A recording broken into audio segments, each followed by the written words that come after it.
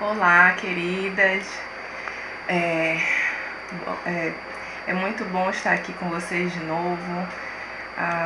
Infelizmente, mês passado a gente não pôde gravar, né? Porque eu passei um pouquinho mal, mas graças a Deus eu tô melhor. E eu tô podendo agora gravar e a gente poder fazer esse quinto estudo.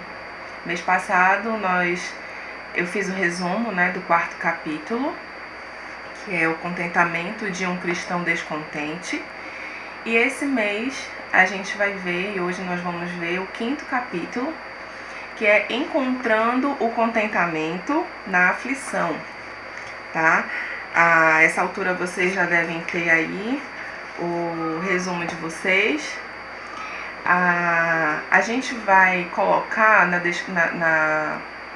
descrição do vídeo, né, naquele box de informações do vídeo, o link. A gente vai colocar todos os resumos da introdução do primeiro capítulo até agora, e a gente vai continuar alimentando esse link, tá? Que é no Google Drive, aqui do canal, do e-mail da igreja. A gente vai disponibilizar esse material, tá bom? Aí quem quiser acessar, quem quiser ter esse material em mãos, adquirir esse material, vai estar lá disponível de graça, tá? Esses estudos que tem sido uma bênção, na verdade. Eu tenho certeza que tem abençoado muito a vida de vocês, tem me abençoado. Cada estudo, cada capítulo que a gente vê, que a gente estuda, que a gente lê, tem sido muito bom. Para quem está chegando agora, aqui nos estudos, esse é o livro que nós temos estudado, que é O Segredo do Contentamento, do William Barclay, tá? Então vamos lá, queridas. O nosso estudo é esse, né, do quinto capítulo, Encontrando o Contentamento na Aflição. Hoje eu tô sem o material impresso, então eu vou acompanhando aqui na tela do computador, tá? Então, o autor começa falando assim, abre o capítulo falando assim: a aflição é o nosso maior teste de contentamento. Quando o nosso mundo está desmoronando, a confiança na soberania de Deus vacila e uma disposição mental antes pacífica cede à inquietação. Quando nossa fé é desafiada, temos a oportunidade de descobrirmos até onde vai o nosso contentamento. Quando vem a enfermidade, quando os exames confirmam que aquela mancha é câncer, quando perdemos o emprego, quando um filho é levado, quando nosso bom nome é difamado sem razão, como respondemos? Então ele começa o capítulo, esse primeiro parágrafo, colocando essas situações que não são nada fáceis, extremamente difíceis, como um câncer, como um problema de saúde, como uma pandemia como essa que nós estamos enfrentando, como um filho, a morte de um filho, como a perda de um emprego, enfim, N situações, sofrimentos, aflições que nós podemos passar, que nós podemos viver. E daí ele pergunta: como responderemos a essas situações, a essas circunstâncias? O que nós vamos fazer? Tá? E óbvio que ele vai continuar fazendo a análise do livro de Filipenses. E ele fala assim: Paulo, no livro de Filipenses, mostra que aprendeu a ser contente mesmo em meio às aflições. Então eu até fiz questão de negritar a palavra de aprender. Paulo não nasceu sabendo. Ninguém nasce sabendo ser contente, ninguém nasce sabendo ter esse contentamento, ninguém tem esse contentamento de forma natural, tá? Paulo aprendeu por meio dessas aflições que ele passa e que ele descreve muito bem em suas cartas, tá? As aflições são inevitáveis Em Atos 9, Jesus diz a Ananias, aquele episódio da conversão de Paulo, e ele fica cego, né? E depois Jesus fala com Ananias e fala para Ananias falar para Paulo assim, que Jesus iria mostrar a Paulo quanto importava que ele sofresse, né? Então, fala assim, Jesus diz a Ananias que mostrará, aqui no texto, né? Mostrará a Paulo quanto era importante que Paulo sofresse pelo nome dele, tá? Que está ali em Atos 9, 15 e 16. Por favor, vamos abrir lá. Atos 9. Sempre que tiver uma referência, sempre que for colocado uma referência no resumo, no texto, nós vamos procurar ler, abrir e ler, tá? Então, Atos 9, 15 e 16. Diz assim: Mas o Senhor lhe disse, vai, porque este é para mim um instrumento escolhido. Deus está falando com Ananias a respeito de Paulo. Para levar o meu nome perante os gentios e reis, bem como perante os filhos de Israel. Pois eu lhe mostrarei quanto lhe importa sofrer pelo meu nome. Tá? Então, aqui é uma prova clara de como Paulo começou no ministério, tendo essa perspectiva de o quê? Sofrimento. Tá? Então vamos lá, continuando. O autor fala: a conversão de Paulo foi um chamado ao ministério, mas foi também um chamado ao sofrimento. Sua pregação e suas cartas estão permeadas de sofrimento, e não somente o dele próprio, mas também do caráter inevitável do sofrimento para todos os cristãos. Então, isso não seria uma condição exclusiva de Paulo. Isso é uma condição de todos os cristãos. Todos nós iremos sofrer. Paulo diz a Timóteo que todos quantos querem viver piedosamente em Cristo Jesus serão perseguidos. Está lá em 2 Timóteo 3,12. Vamos abrir?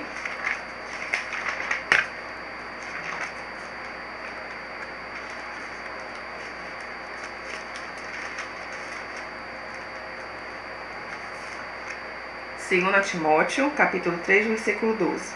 Ora, todos quantos querem viver piedosamente em Cristo Jesus serão perseguidos. Né? Então, todos que são seguidores de Cristo, todos que querem viver uma vida piedosa, serão perseguidos, irão sofrer. É algo simplesmente inevitável, mas principalmente é um dom. Aqui eu também negritei, tá? Mais uma vez, a gente vê que não é algo que nós nascemos com aquilo, não é natural, tá? Então, é um dom, nós devemos buscar isso, tá? Essa questão do contentamento. E o sofrimento também é um dom, e nós vamos ver por quê. Paulo escreve aos Filipenses: porque vos foi concedida a graça de padecerdes por Cristo, e não somente de crerdes nele. Está lá em Filipenses 1, 29. A gente não vai abrir porque já está aqui, tá? Então, porque vos foi concedida a graça de padecerdes por Cristo, e não somente de crerdes nele. Então, é um pacote, tá? Não é só crer em Jesus. Seria muito confortável. Não, mas eu creio em Deus. Não, mas eu creio em Jesus. Mas você está disposto a sofrer por Ele? Você está disposto a ter essa graça de padecer por Cristo? Continuando. Tanto crer quanto sofrer são concedidos, e isso significa que são dons de Deus. Tá? Deus nos dá esses dons. São virtudes que Deus nos proporciona viver. Não só a fé, não só o crer, mas o sofrer também.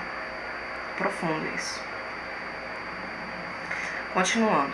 Paulo desejava não só conhecer a Cristo e o poder de sua ressurreição, mas também participar dos sofrimentos de Cristo. Filipenses 3, 10 e 11. Vamos abrir. Filipenses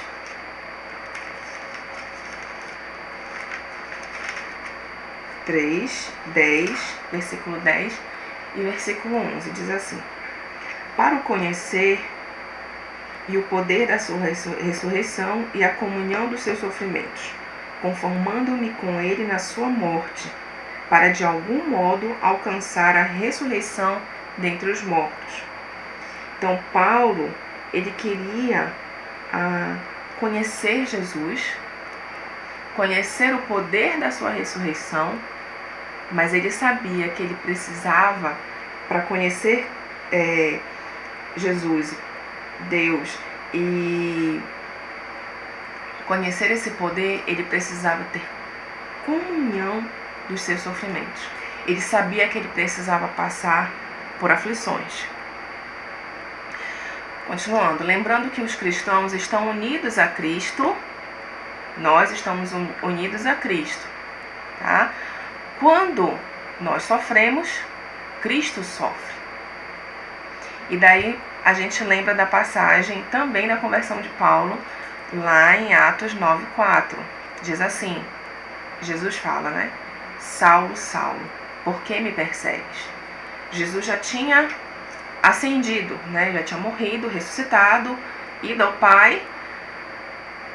E Paulo, depois daquele episódio com a morte de Estevão e tudo, continuava perseguindo os cristãos de forma ferrenha. E até que Jesus aparece ali para ele e pergunta por que ele estava perseguindo a ele, por que Paulo estava perseguindo a ele, sendo que quem Paulo estava perseguindo naquele momento ali eram os cristãos. É muito interessante. Jesus se coloca no lugar, porque os cristãos estavam sendo perseguidos por causa de Cristo, tá? Então, Roberta, mas só eu sei o que eu estou sofrendo, só eu sei as coisas que eu estou vivendo.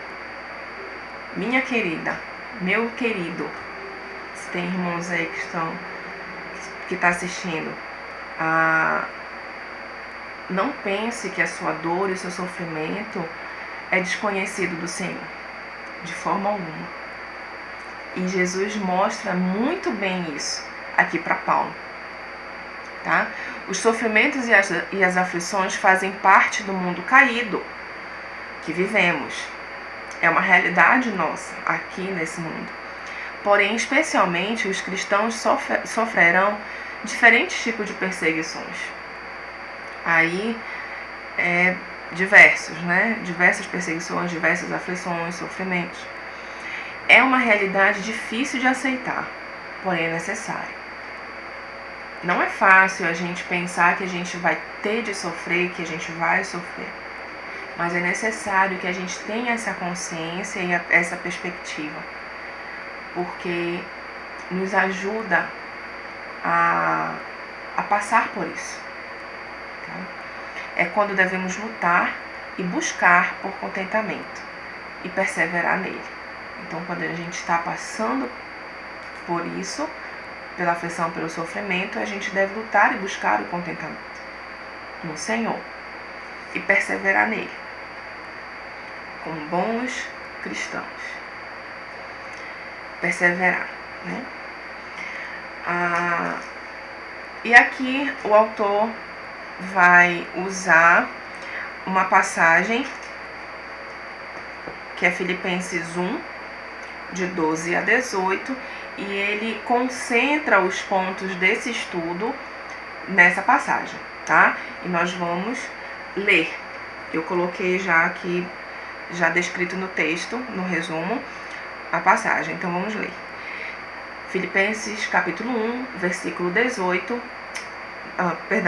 capítulo 1, versículo 12 ao 18. Diz assim: quero ainda, irmãos, cientificar-vos de que as coisas que me aconteceram têm antes contribuído para o progresso do Evangelho. Só um instante. Lembrando que Paulo está escrevendo essa carta na prisão. Tá? Então ele está preso. Então ele fala que as coisas que têm acontecido com ele, que ele tem passado, têm contribuído para o progresso do Evangelho. Continuando, de maneira que as minhas cadeias em Cristo se tornaram conhecidas de toda a guarda pretoriana e de todos os demais. E a maioria dos irmãos, estimulados no Senhor por minhas algemas, ousam falar com mais desassombro a palavra de Deus. Alguns, efetivamente, proclamam a Cristo por inveja ou porfia. Outros, porém, o fazem de boa vontade. Estes, por amor, sabendo que estou incumbido da defesa do Evangelho. Aqueles, contudo, pregam a Cristo por discórdia, insinceramente, julgando suscitar tribulação às minhas cadeias. Todavia, que importa? Uma vez que Cristo, de qualquer modo, está sendo pregado, quer por pretexto, quer por verdade, também com isto me regozijo. Sim, sempre me regozijarei. Minhas irmãs, como é que Paulo está se mostrando aqui? Desesperado? Descontente? Triste?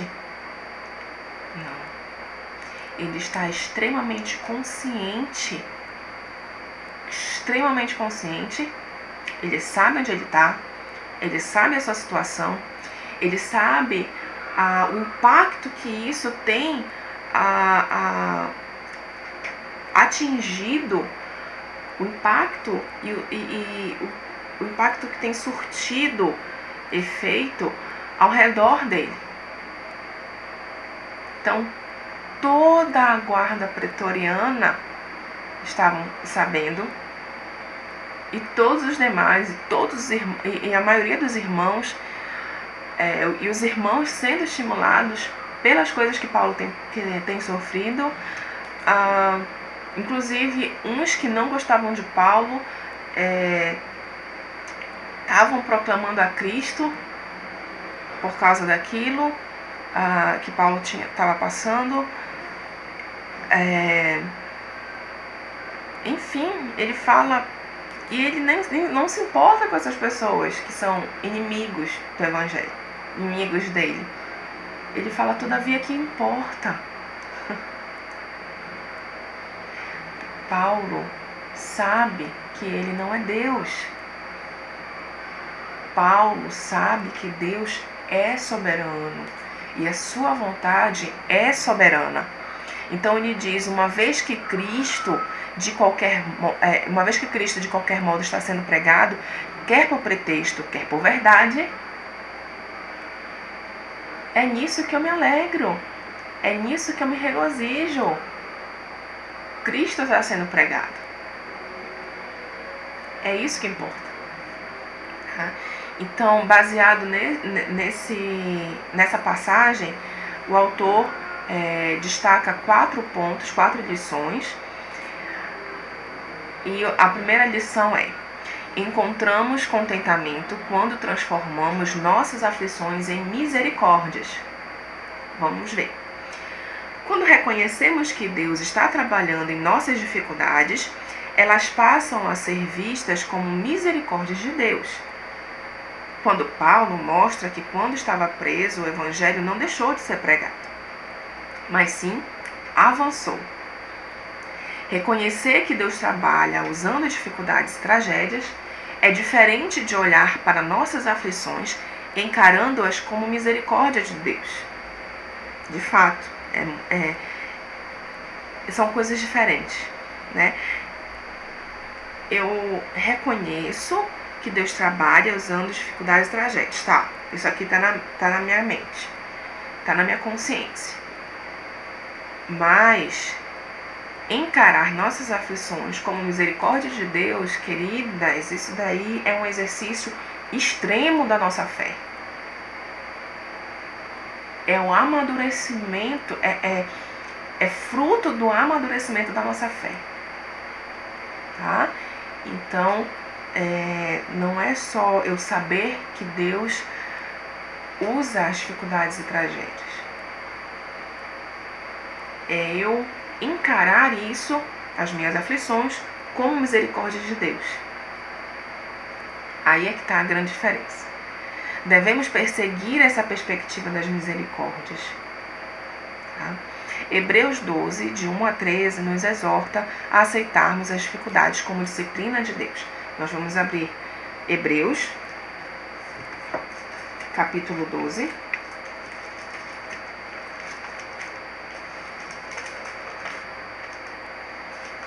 Versos de 1 a 13.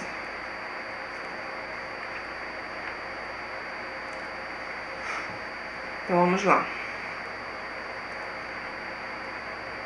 Portanto, também nós, visto que temos a rodear-nos tão grande nuvem de testemunhas, desembaraçando-nos de todo o peso e do pecado que tenazmente nos assedia, corramos com perseverança a carreira que nos está proposta, olhando firmemente para o autor e consumador da fé, Jesus, o qual, em troca da alegria que lhe estava proposta, suportou a cruz, não fazendo causa da ignomínia, e está assentado à destra do trono de Deus. Considerai, pois, atentamente aquele que suportou tamanha oposição dos pecadores contra si mesmo, para que não vos fatigueis desmaiando em vossa alma. Ora, na vossa luta contra o pecado, ainda não tendes resistido até o sangue, e estáis esquecidos da exortação que, como a filhos, discorre convosco. Filho meu, não desprezes, aqui ele está citando Provérbios, tá? Provérbios e Jó. Filho meu, não desprezes a correção que vem do Senhor, nem desmaies quando por ele és reprovado, porque o Senhor corrige a quem ama e açoita a todo filho a quem recebe. É para a disciplina que perseverais. Deus vos trata como filhos, pois que filho há que o pai não corrige? Mas se estáis sem correção, de que todos se têm tornado participantes, logo sois bastardos e não filhos. Além disso, tínhamos os nossos pais segundo a carne que nos corrigiam e os respeitávamos. Não havemos de estar em muito maior submissão ao Pai espiritual e então viveremos? Pois eles nos corrigiam por pouco tempo, os nossos pais, segundo melhor lhes parecia. Deus, porém, nos disciplina para aproveitamento a fim de sermos participantes da sua santidade. Olha só por que Deus nos disciplina. Olha só por que Deus nos corrige. Para sermos participantes, para participarmos da sua santidade. 11. Toda disciplina com efeito no momento não parece ser motivo de alegria, mas de tristeza. Ao depois, entretanto, produz fruto pacífico aos que têm sido por ele exercitados, fruto de justiça. Por isso, restabelecei as mãos descaídas e os joelhos trôpegos, e fazei caminhos retos para os pés, para que não se extravie o que é manco, antes seja curado. Que texto precioso! Porque mostra Deus como o nosso Pai. Um Pai que ama, que corrige, que disciplina. Esse é o verdadeiro Pai. Não é como eu, como meu marido, que corrigimos a nossa filha, conforme bem entendemos, no sentido de nós sermos limitados. Deus tem a correção e a disciplina perfeita, nós não. Apesar de nós buscarmos aplicar uma disciplina bíblica na Helena, e óbvio, pela graça do Senhor, cremos que isso vai surtir efeito, mas por Ele, não por nós. Deus tem a disciplina e a correção perfeita. Ele sabe como nos disciplinar. E Ele tem um propósito muito maior. O nosso propósito é óbvio. É colocar a Helena no caminho que ela deve andar. Você que é mãe, que é pai, é colocar o seu filho no caminho que ele deve andar. Mas nós não somos santos de forma plena. Deus é. Deus é perfeito. Ele é santo. Santo, santo, santo. E Ele nos disciplina para nós participarmos, para sermos participantes da sua santidade.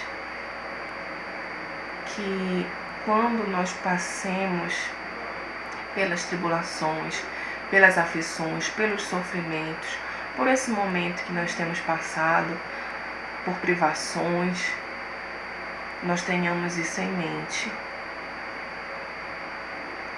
Deus nos disciplina para sermos participantes da sua santidade. Tenhamos isso em mente sempre. Tá? Continuando aqui no texto. O fato de que provações vêm tanto da parte de homens pecadores quanto de Deus é difícil de entender, mas é coerente com o ensino bíblico, como nós bem vimos aqui em Hebreus 12. Relembrando a história de José, o autor ele cita o episódio de José. Tá? Relembrando a história de José, que embora os irmãos tenham feito coisas horríveis, José reconheceu que Deus estava no controle. Ele disse lá em Gênesis 50:20, ele diz para os irmãos dele, assim: intentastes o mal contra mim, porém Deus o tornou em bem. José tinha plena convicção da soberania de Deus em tudo aquilo que ele estava vivendo, que ele tinha vivido. E como Deus restaurou essa história, esse relacionamento ali de família. É precioso demais. Nós temos feito a leitura aqui em casa de Gênesis e é precioso ler a história de José, porque a gente vê claramente como Deus restaurou cada ponto da história de José. Deus é maravilhoso. Então, ainda que os irmãos tivessem tentado o mal contra ele, Deus transformou em bem. Deus é soberano. É muito importante que tenhamos a visão da soberania de Deus em todas as coisas, entendendo que Ele tem os seus propósitos. Seus propósitos, tanto sua glória quanto o bem espiritual de seus filhos. E o autor ele cita Calvino, uma fala de Calvino. Diz assim, que Calvino falou, né? Mas Ele é o nosso Pai. Ele sabe o que é melhor para seus filhos. Então, Deus é o nosso Pai.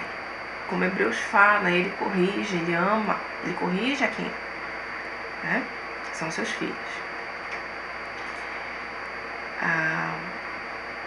Continuando, isso é parte do mistério do contentamento. Contentamento é um mistério de Deus. Né? O cristão ele encontra contentamento em meio às aflições, transformando-as em misericórdias. O ponto não é que saímos à procura de dificuldades ou que festejamos nas provações. Não, né? O cristianismo não tem nada a ver com masoquismo. Nada a ver.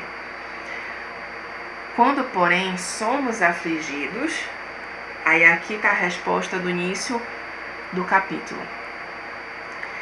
Quando, porém, somos afligidos, reconhecemos a mão de Deus agindo e percebemos suas misericórdias em meio ao sofrimento. Tá? Então é assim que nós devemos agir. É assim que nós devemos responder. Né? Reconhecendo as misericórdias do Senhor em meio àquele sofrimento. Tá? Então esse foi a primeira lição. A segunda lição é: encontramos contentamento quando respondemos às circunstâncias de maneira agradável a Deus. Em Filipenses 1, 12 a 13, Paulo age da forma como Deus espera. Vamos lá ver? Filipenses.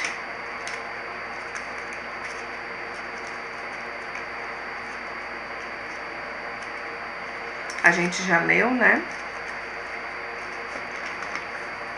De 12 a 18, mas a gente vai só relembrar o que fala 12 e 13, tá? Quero ainda, irmãos, cientificar-vos de que as coisas que me aconteceram têm antes contribuído para o progresso do Evangelho, de maneira que as minhas cadeias em Cristo se tornaram conhecidas de toda a guarda pretoriana e de todos os demais. Então, Paulo age como Deus quer que ele haja, que é o quê? Avançando na pregação do Evangelho, não se intimidando com aquela circunstância. Mesmo preso, Paulo continuou pregando Cristo e de forma alguma viu impedimento em sua condição.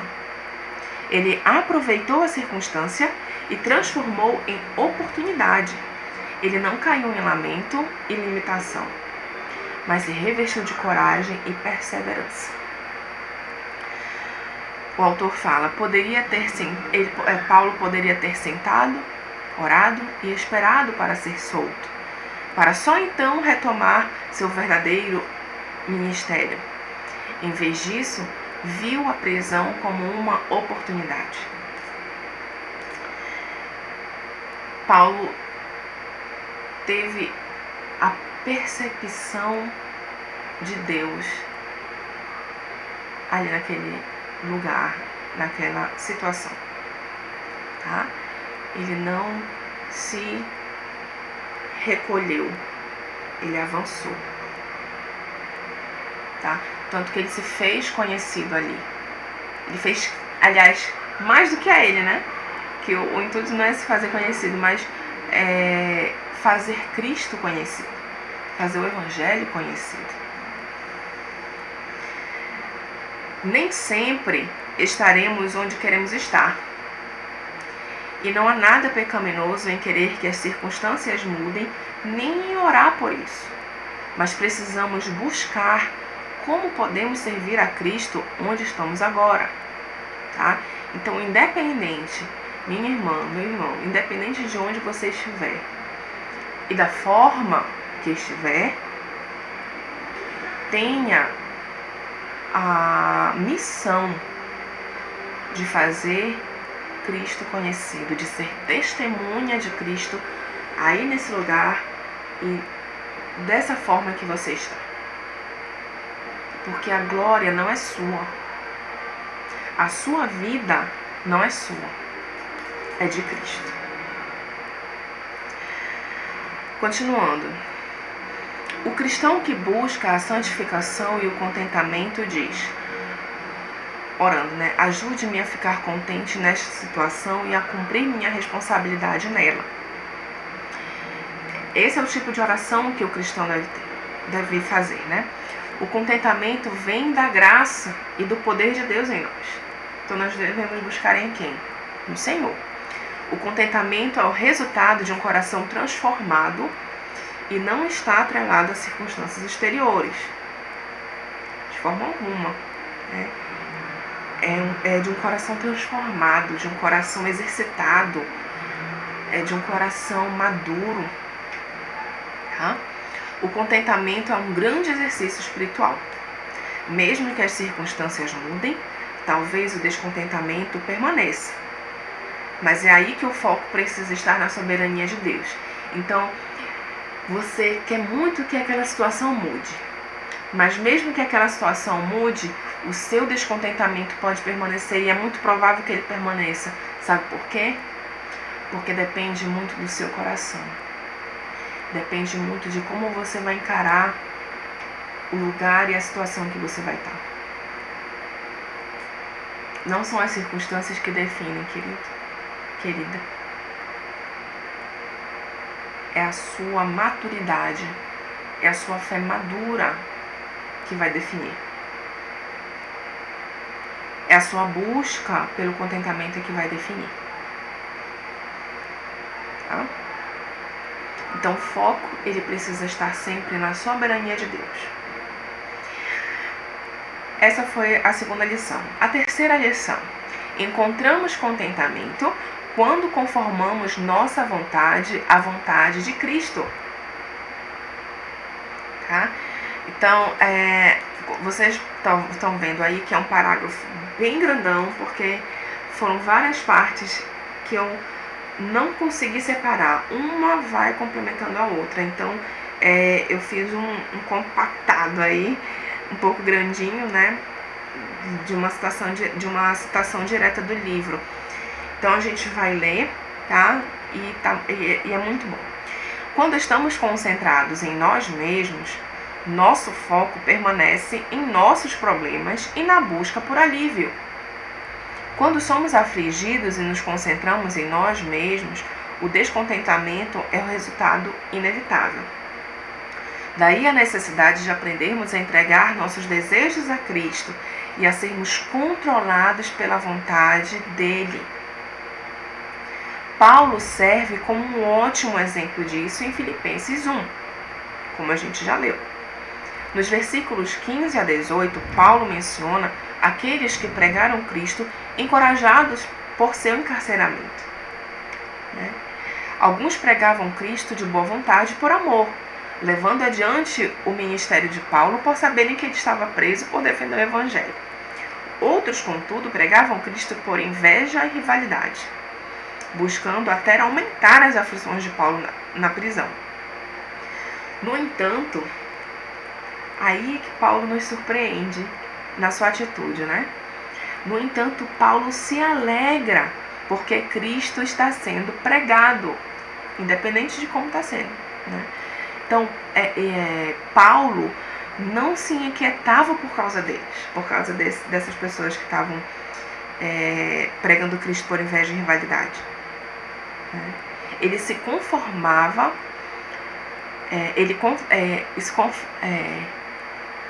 eu acho que eu errei aqui um pouquinho, né? Ele conformava a sua vontade à vontade de Cristo. Tá? O maior bem é a glória de Cristo.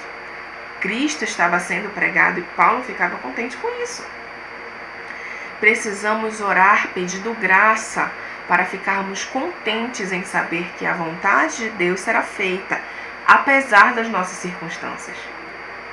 Isso requer o desenvolvimento de uma visão teocêntrica e cristocêntrica. Então, Paulo poderia pedir: Senhor, me tira daqui, Senhor, muda essa situação aqui. Mas independente do que Paulo quisesse ou pedisse para Deus, aqui é que está o ponto, é ficar contente em saber que a vontade de Deus será feita, independente das nossas circunstâncias. Paulo, querendo ou não que aquilo mudasse, ele sabia que Deus ia realizar a sua vontade. E é isso que a gente tem que ter em mente. Independente do que aconteça conosco, a vontade de Deus será feita. A gente gostando ou não. A gente querendo ou não. Porque Deus é soberano. A vontade de Deus é soberana. Continuando.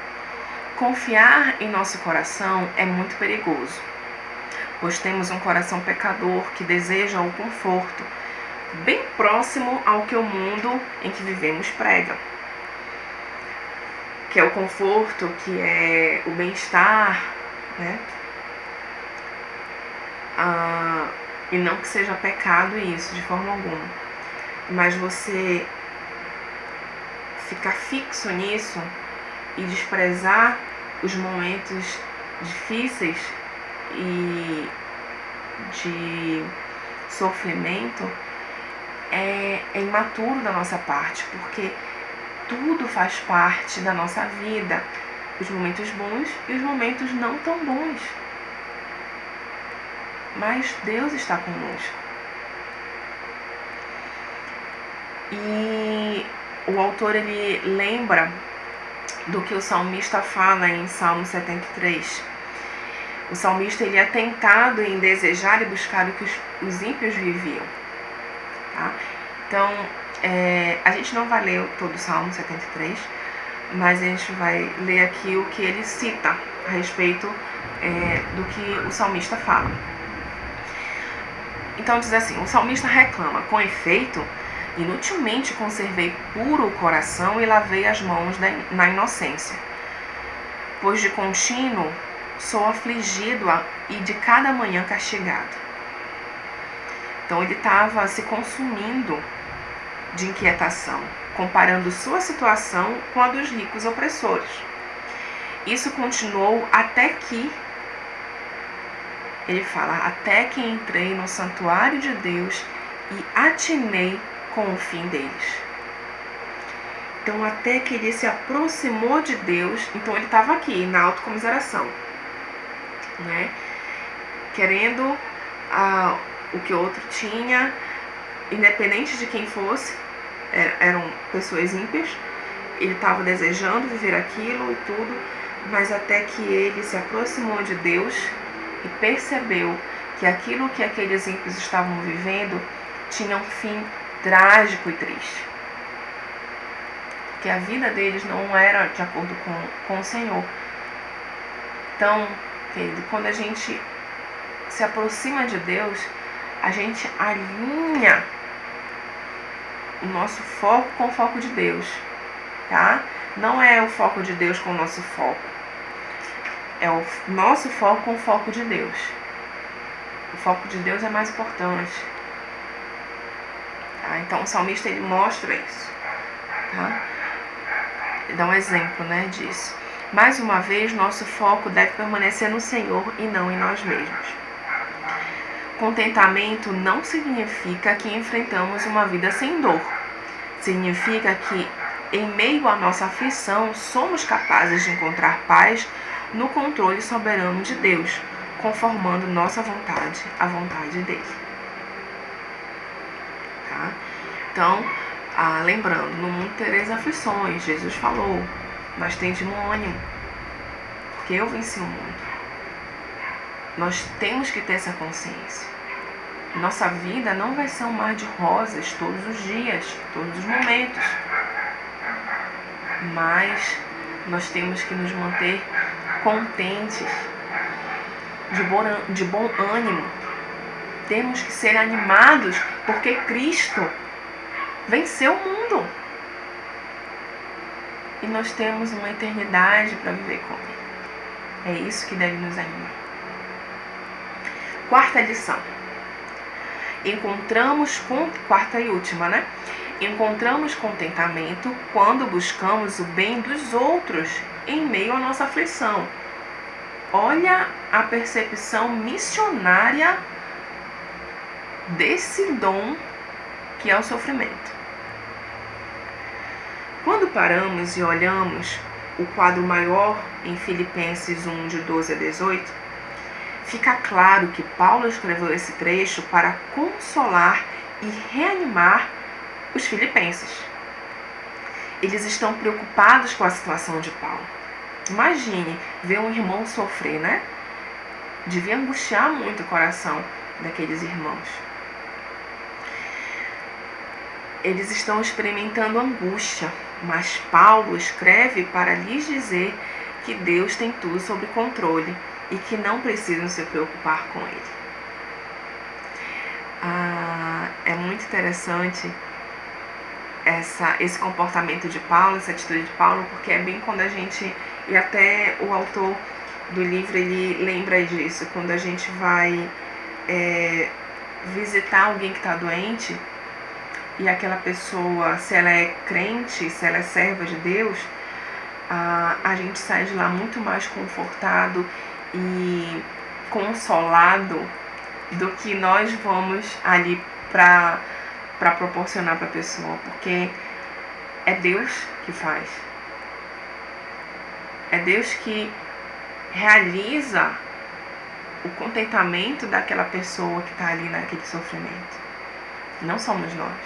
Nós somos, óbvio, somos instrumentos, nós devemos visitar os nossos irmãos que estão sofrendo. Com certeza. Mas muitas vezes nós somos reanimados, nós somos confortados, nós somos consolados por aqueles irmãos que estão ali, precisando muito mais do que nós. Essa é a graça de Deus. Essa é a graça de Deus. E isso é forte demais, porque só o Senhor para fazer isso. Eu fico emocionada, mas eu não vou chorar dessa vez, porque todo vídeo eu choro. Continuando, em Filipenses 1:20, independente do que pudesse acontecer com Paulo, ele se importava com que Cristo fosse honrado em seu corpo, na vida ou na morte. E se não fosse assim, se Cristo não fosse honrado, ele entendia que seria envergonhado, já que tinha ardente expectativa e esperança de que isso acontecesse. Sua vida era Cristo, mas o morrer era estar com Cristo, e isso ardia ainda mais em seu coração. E aqui eu coloquei, no versículo 23, Paulo fala que o morrer seria incomparavelmente melhor, porque ele estaria com Cristo. Porém, Paulo se dispõe a abrir mão desse desejo pessoal em favor dos filipenses, pois para o progresso deles na fé é mais necessário que Paulo permaneça na carne. Está no versículo 24 a 26. Seu contentamento, de Paulo, brota de um coração que bate por amor às pessoas. É maravilhoso isso. Paulo não estaria pecando em desejar isso, de forma alguma, porque é muito melhor estar com Cristo mesmo. Mas Paulo tinha consciência do trabalho e do ministério que ele tinha e dos propósitos que Deus tinha ainda com a vida dele, com o ministério que ele exercia, como ele iria atingir ainda muito mais pessoas. Então, ele abre mão desse desejo, porque ele vê a necessidade que aqueles irmãos tinham ali, de ter a sua presença, a sua liderança, né?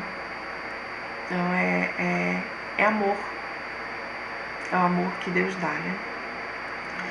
Deus é um pai amoroso que se importa com seus filhos. Ele não nos promete uma vida sem problemas. Ele até aflige seus filhos quando julga necessário. Portanto, precisamos lembrar que Deus é bom e trabalha para o bem de seus filhos. E aqui o autor nos lembra de uma passagem muito, muito importante de Romanos 8, que fala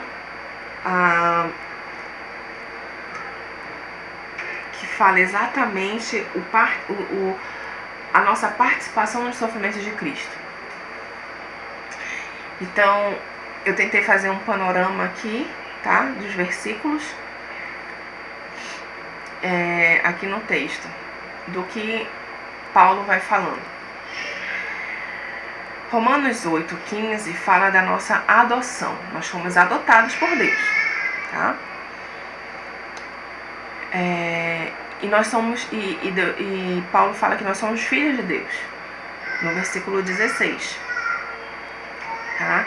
Se você não estiver com a sua Bíblia aberta, abra aí, Romanos 8. Então, no versículo 15 ele fala sobre adoção, no versículo 16 ele fala que nós somos filhos de Deus. Agora ele lembra que Romanos 8:28 fala assim, que ao longo dos séculos os cristãos têm encontrado grande consolo em Romanos 8:28, que fala o quê? Sabemos que todas as coisas cooperam para o bem daqueles que amam a Deus, daqueles que são chamados segundo seu propósito, né? Então, o autor, ele chama a atenção para esse versículo E ele fala assim, porque as pessoas tendem a tomar esse versículo como um triunfo, tá? Então, todas as coisas cooperam para o bem daqueles que amam a Deus. Então, nada vai me atingir, tá? É que nem o tudo posso naquele que me fortalece, né? É como se fosse um amuleto. E não é. Não é. Olha o que o autor pergunta. Todas as coisas cooperam para o bem. Isso inclui o sofrimento e as dificuldades? Ele dá uma cutucadinha aqui.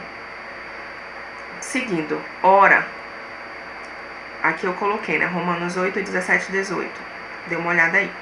Ora, se somos filhos, somos também herdeiros, herdeiros de Deus e co-herdeiros com Cristo.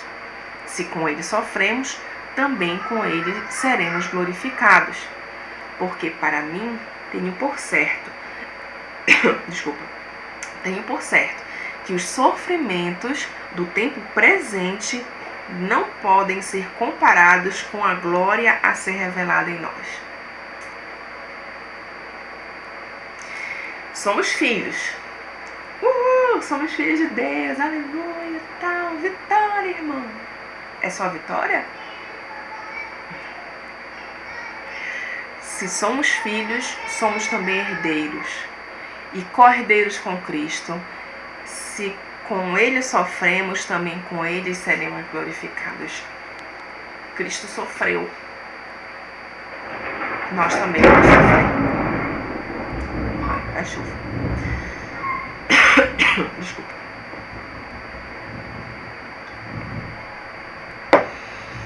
Paulo fala, porque para mim tenho por certo, é certo, que os sofrimentos do tempo presente não podem ser comparados com a glória que há de ser revelada em nós. Vamos sofrer, isso é certo. Mas mais certo ainda é que não se compara com o que nós vamos viver lá na frente. Nessa vida sofreremos. Não estamos imunes ao sofrimento. Tanto que estamos passando por essa pandemia. Faz parte dessa vida terrena. Mas nada se compara com o que teremos pela eternidade. A glória do Senhor. Aleluia. A glória do Senhor. Nesta era, os crentes, bem como toda a criação, geme, aguardando a redenção final. A vida presente, isso está lá em Romanos 8, 23, quando fala da redenção final. A vida presente, portanto, é uma mistura de sofrimento e esperança, que está no versículo 24. A atividade do Espírito ajuda-nos em nossas fraquezas, é fonte de esperança. Mas, acima de tudo, a esperança do crente está arraigada na obra de Deus, predestinando, chamando, justificando e glorificando. Versículo 29 e 30. Romanos 8, 35 a 37, conclui com uma passagem gloriosa que proclama que Deus é por nós, que aquele que não poupou o seu próprio Filho nos dará livremente todas as coisas e que nada pode nos separar do amor de Deus em Cristo Jesus. Aleluia.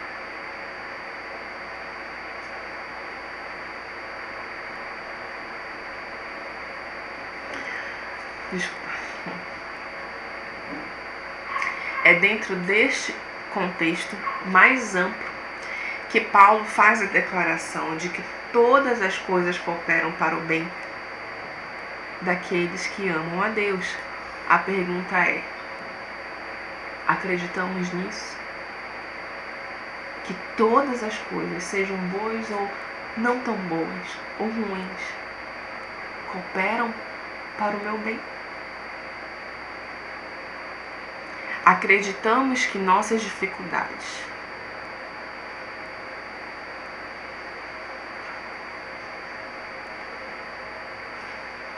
nosso sofrimento, nossas dores cooperam para o bem daqueles que amam a Deus? É claro que bem não significa tranquilidade ou ausência de sofrimento. Os propósitos de Deus, porém, têm como alvo o nosso bem espiritual. Qualquer que seja o caminho físico ou emocional que conduz a ele. Deus é bom. Deus é fiel. Deus é por nós. Essa é a mensagem consistente da Bíblia. Fique contente na aflição. O autor encerra o capítulo falando isso.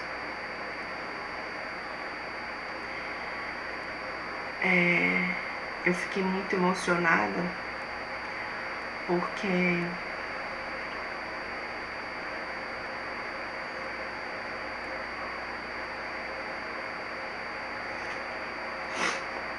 nós somos tão egoístas às vezes, né? A gente tem medo de sofrer, a gente tem medo de passar por uma situação difícil, porque a gente não quer sofrer, a gente não quer sentir dor. E é natural isso, é muito natural. Mas saber que Deus está conosco em toda e qualquer circunstância, nos sustentando, nos dando aquilo que nós precisamos, que é a presença dele, que é usar as circunstâncias difíceis para nos amadurecer a nossa fé, amadurecer o nosso conhecimento dele. Meus irmãos, que amor é esse?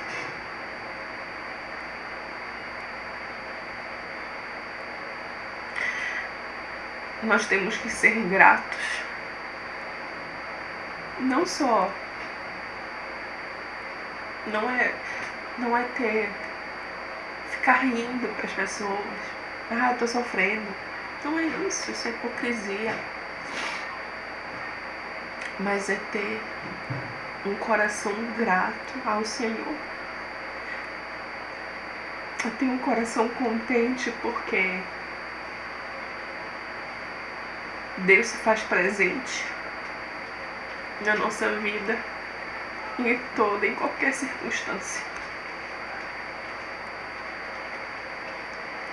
É maravilhoso, é uma esperança, é uma alegria ter essa certeza. Nosso Deus é maravilhoso. Glória a Deus.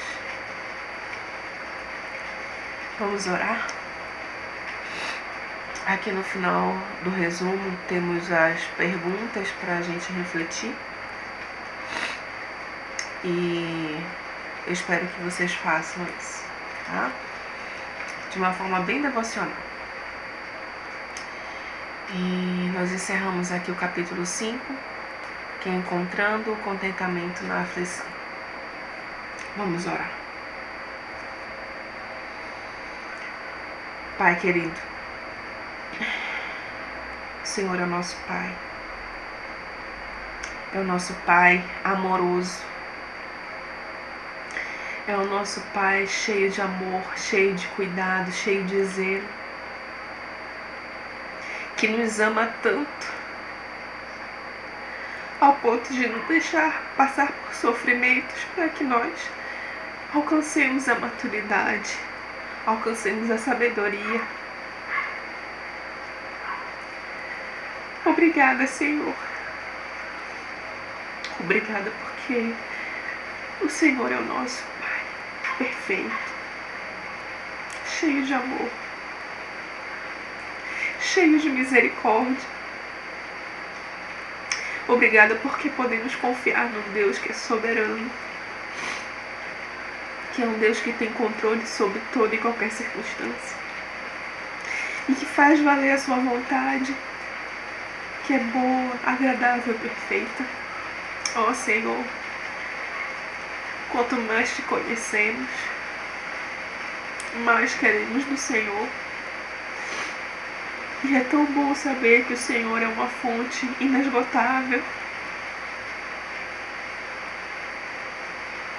O Senhor renova as suas misericórdias a cada dia.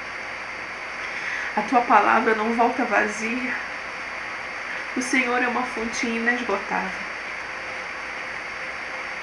de tudo, porque o Senhor é criador de tudo. Eu te agradeço e te louvo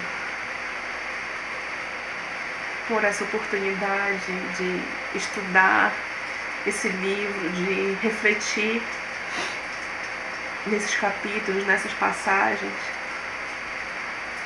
e ver como o Senhor usou a vida do nosso irmão Paulo, como ele foi útil, e o quanto os sofrimentos dele foram úteis para nós. Muito obrigada. Glorificado seja o Senhor. Nos ajuda, Senhor, a cumprirmos a tua vontade, independente da situação em que nós estivermos. Nos ajuda a te honrar, a sermos testemunhas do Senhor. Abençoa as minhas irmãs que estão e os meus irmãos que estão assistindo esse vídeo. Abençoe cada família. Abençoe nosso país. Ó Deus, abençoe cada lugar, cada país que tem enfrentado essa pandemia. Cuida, Senhor, daqueles mais vulneráveis, daqueles que sofrem mais. Sustenta-os, Senhor, e que a tua igreja se faça presente nessas vidas. Em nome de Jesus. Amém. Amém. Deus abençoe, meus irmãos, minhas irmãs. Até a próxima.